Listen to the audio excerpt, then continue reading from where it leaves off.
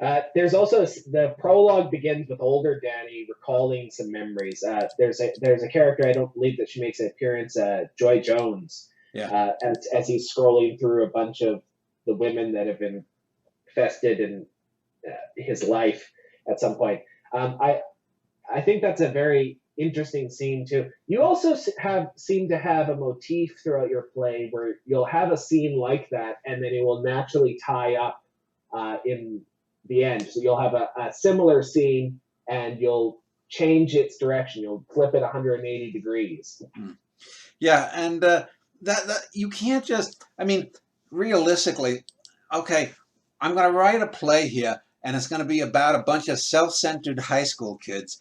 Uh, this is a perfect example of what we were talking about earlier in our conversation about one of the other plays. Is that you have to infuse something deeper or whatnot. You just because realistically, the Adam character, Danny, Kathy, they act not quite like teenagers really act. Yes, they're self-absorbed, but there's, especially with Danny and to a certain degree with Adam, and there's a moment or two that Kathy breaks through the bullshit and seems to have a little bit more depth. But you have to do that. Are, do you do you think I remember your early plays? They were very realistic dramas.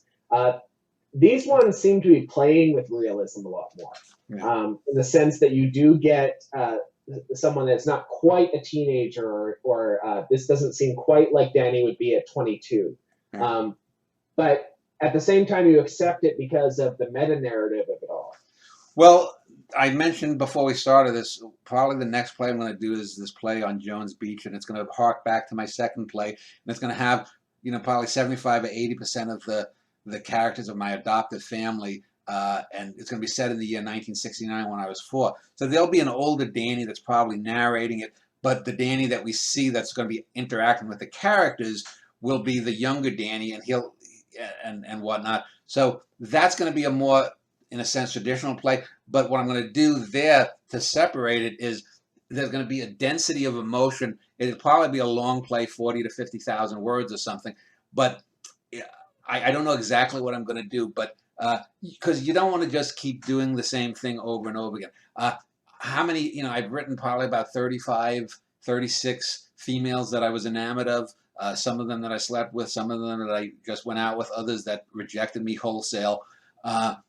You have to do something. So sometimes the context, the real context, gives the clue. The stuff with Prince and the Desdemona character, by having it set with the rock star Prince's place, that's a good in. Having the gay posse with Carissa, that's the in there. Here, I use the computer Jews because successively, Kathy of the Big Four was number 3 on my list. So I'm going in reverse order. Charlotte was the girl I wanted the most, and that's the richest, fullest play. Francine was the goddess that I just wanted to to fuck the brains out of, although she was a terrific girl as far as I remember.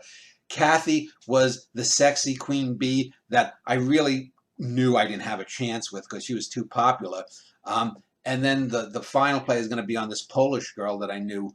That I'm still working out the details of how I'm going to approach that. But so you have to spice it up in some way, some parallax that gives an insight into why would 35 years later this artist still be writing about these young girls who were just really no different than most any other girls, except that they were the ones who crossed the life of this artist when he was a child or a Well, that teenager. gets back to what I mentioned to you before in the first play. I was never to them what they were to me. Yeah. So it goes back to the Drake equation and the